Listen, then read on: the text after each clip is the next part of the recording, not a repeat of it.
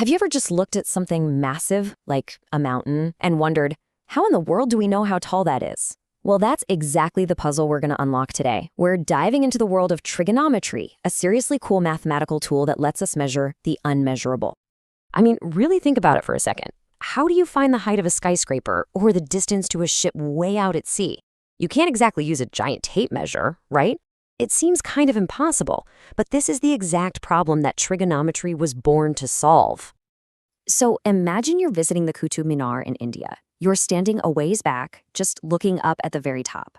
In that single moment, your line of sight to the top, the flat ground beneath you, and the Minar itself, they form a perfect, imaginary right-angle triangle. And with trigonometry, you can figure out that height without ever leaving your spot. It's wild. Or hey, picture this. You're standing on a balcony, and it overlooks a wide river. You see a point on the opposite bank, maybe a cool-looking tree, that's directly across from you. Well, once again, you can imagine a right triangle forming between you, that tree, and the point right below your balcony on the ground. It's all about seeing those hidden triangles. So, how does this all work? What's the secret sauce? Well, the tool we use is called trigonometry, and you can think of it as a kind of mathematical magic designed specifically to connect angles with distances in a really simple, predictable way. At its heart, that is all trigonometry is. It's not really about measuring stuff directly. It's about understanding the relationship between the angles inside a triangle and the lengths of its sides. And once you understand that relationship, you can figure out all the missing pieces of the puzzle. And you know, the name itself gives us a massive clue. It actually comes from Old Greek words, tri, which means three, gon, which means sides, and metron, which means measure. So it literally translates to three-side measure. It does exactly what it says on the tin.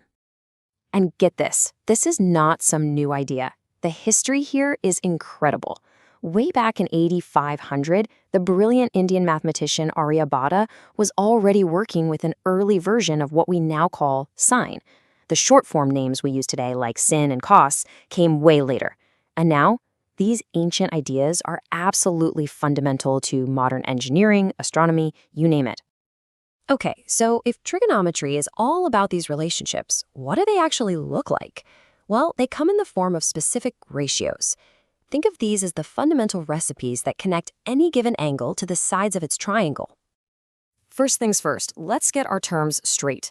In any right-angled triangle, we always look at it from the perspective of one of the smaller angles. We'll just call it angle A. The side that's directly across from angle A is called the opposite. The side that's right next to it, but isn't the longest side, is the adjacent. And that longest side, the one across from the 90-degree angle, that's always the hypotenuse. So, with those names in mind, we can define our three main ratios. The sine of angle A, which we write as sine A, is just the length of the opposite side divided by the hypotenuse. The cosine, cos A, is the adjacent divided by the hypotenuse, and the tangent, tan A, is the opposite divided by the adjacent. These three are the absolute bedrock of all trigonometry. And for each of those main three, there's a flip side, a reciprocal. Cosecant is just the inverse of sine, secant is the inverse of cosine, and cotangent is the inverse of tangent.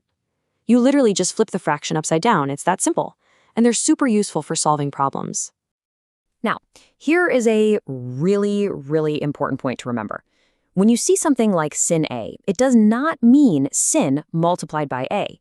Think of sin as the name of a function, like an instruction that you do to angle A. By itself, the word sin has no mathematical meaning at all. It's always the sign of an angle.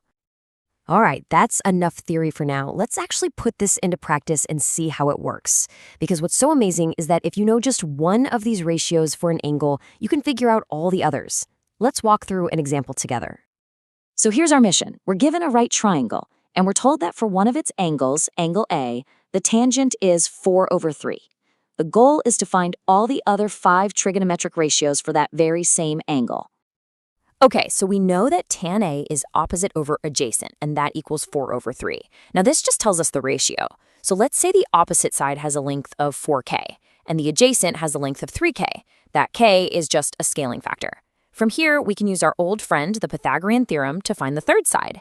A squared plus b squared equals c squared. So we have 3k squared plus 4k squared, which works out to 25k squared, Take the square root of that, and we get 5k for the hypotenuse. Easy enough. And now we've got all three sides, 3k, 4k, and 5k. The k's just cancel out in the ratios. So sine A is opposite over hypotenuse. That's 4 over 5.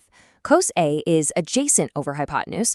That's 3 over 5. And we can quickly figure out the rest just by flipping those fractions. See how beautifully it all connects? So this leads us to a really big, really important idea. We just solved that for a triangle with sides in a 3-4-5 ratio. But what if the triangle was gigantic or tiny? Would the ratios we just found still be the same? I mean, really think about that.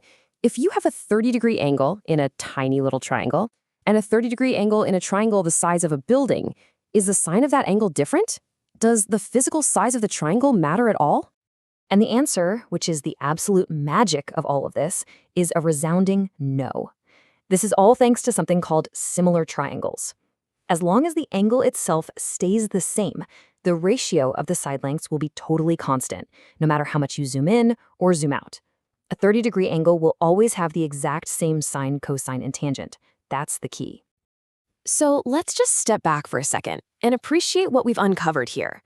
This isn't just about memorizing a bunch of formulas. This is about understanding a fundamental truth about geometry that gives us, well, a new mathematical superpower to measure the world around us. So what are the big takeaways? First, trigonometry is all about the relationships in triangles. Second, those 6 ratios we learned are just the language we use to talk about those relationships. And maybe most importantly, remember that these ratios are tied to the angle, not the size of the triangle. And that's exactly why this whole thing works. You know, we started out talking about measuring buildings and rivers, but early astronomers used these exact same principles to start measuring the heavens. So I'll leave you with this thought. Now that you have this basic tool, with just an angle and these simple ratios, how could you even begin to calculate the distance to the stars? The possibilities are, well, they're astronomical.